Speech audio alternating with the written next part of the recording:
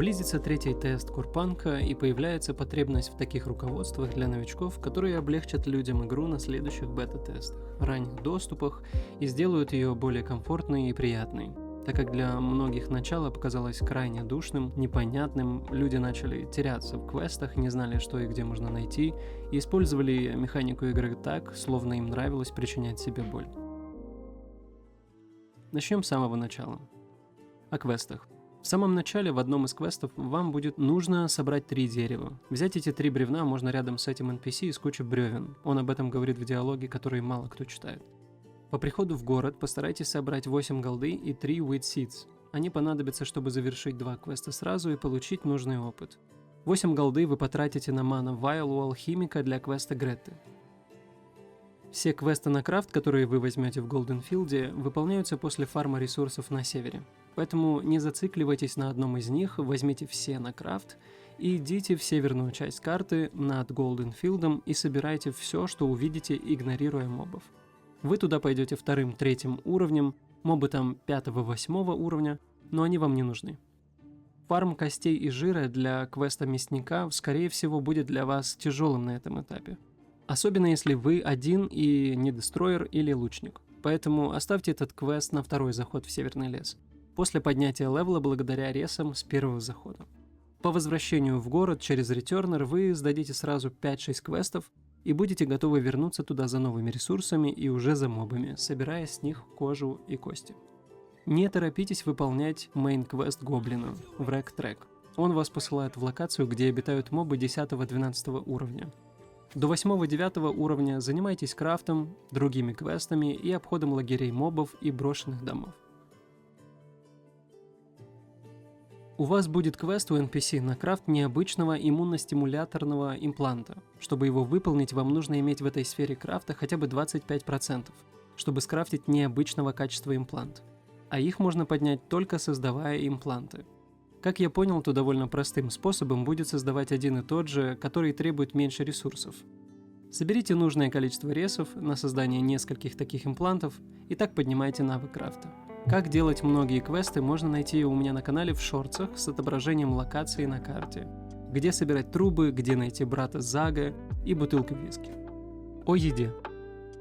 Спустя пару часов игры вы поймете, что терять здоровье – это худшее, что можно делать в игре.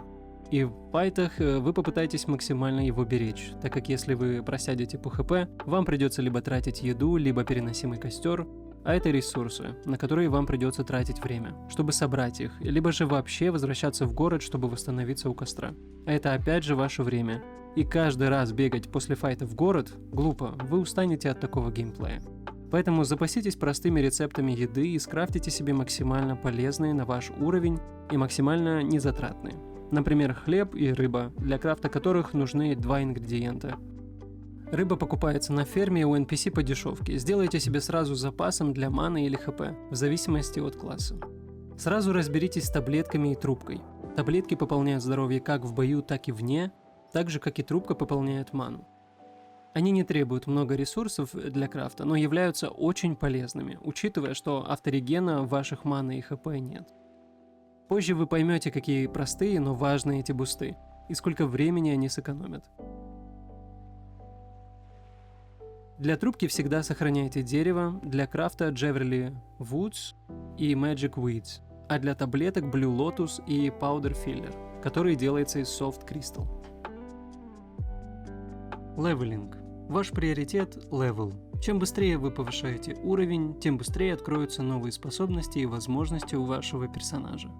Поэтому советую сразу взять квесты на сбор яиц, убийство мух, крыс, сбор корней с плантации, бутылку виски и трубы. Все эти квесты довольно быстро выполняются и практически параллельно, пока вы перебегаете от одного NPC к другому. На 5-м левеле у вас открывается доступ к особенному навыку на выбор.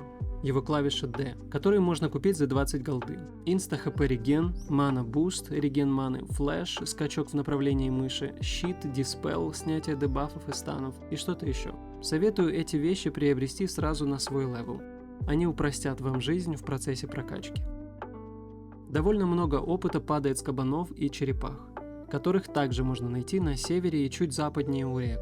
Проще, когда вы в пати, но если один, убедитесь, что у вас есть чем отхилиться. Фарм кемпов выгоден, особенно если вы не один. Забрать 3-4 моба вдвоем или втроем не будет проблемой, а опыт при этом не делится. Общее. Автоатака на клавишу. Я много раз замечал, как люди наводятся мышкой на моба, затем наводятся в сторону, чтобы отойти от моба, и так туда-сюда, пытаясь моба кайтить. Это мучение. В настройках поставьте галочку напротив параметра Attack Nearest to Cursor, атака по ближайшему курсору, все остальные галочки уберите. Теперь в игре вы можете курсором перемещаться, а атаковать на английскую А, потом LKM. Наводить курсор на врага теперь не обязательно, но если врагов больше, чем один, вам нужно будет курсор подводить ближе к нужной цели, иначе можете выстрелить по второму мобу. На радаре враги отображаются раньше, чем вы увидите их у себя на экране, с привязанной камерой к персу. Не забывайте поглядывать на радар, когда охотитесь, можно избежать стычек с серьезными мобами. Стеклянные колбы, банки на земле не стоит игнорировать. Иногда в них можно найти и трубы для квеста, и просто голду. Из пары таких я выбил однажды 400 голды. Есть два типа таких баночек, на которые можно навестись и разбить автоатакой, другие разбиваются, когда персонаж на них наступит. Все полезные. На карте есть много заброшенных домов, в которых можно найти редкие сундуки, из которых падает каталист, а также просто ящики с квестовыми предметами, полезными материалами для крафта и золотом. Не игнорируйте их и проверяйте время от времени. КД спавна около 30 минут.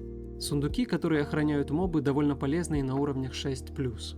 Оттуда падают как импланты, редкие ресурсы, еда, а также каталист, который очень нужен каждому персонажу для прокачки его классовых навыков. Если вы идете в PvP-зону, вы понимаете, что можете умереть там от кого-то и потерять ценные резы.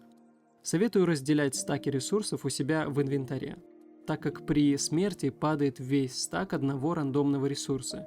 И будет хорошо, если упадет стак из 2, чем из 15 ресурса, который ты фармил 40 минут. Например, как большая кость, которая редко падает и очень ценна.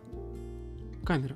Я понимаю, что изометрия не всегда удобная, если ты пытаешься при этом осматривать территорию, выглядывать мобов или игроков для PvP. Не забывайте отвязывать камеру на L и двигать камерой в нужное направление, не теряя своего персонажа. Так вы увидите гораздо дальше и заранее будете готовы к ситуации. Если ваша камера привязана к игроку, вы себя сильно ограничиваете. Когда будет доступна смена клавиши привязки и отвязки камеры, привяжите ее поближе, чтобы в удобный момент быстро среагировать в густом лесу, когда из-за тумана войны вы кого-то не заметите.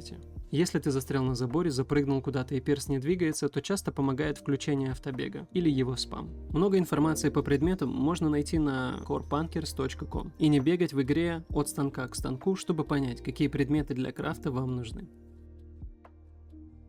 Пока что это все, что я смог собрать или вспомнить проблемного с предыдущих тестов по инфе от игроков. И надеюсь, хоть что-то из этого было полезно для кого-то. Спасибо за внимание. Обнял, приподнял, поставил на место. Быбы.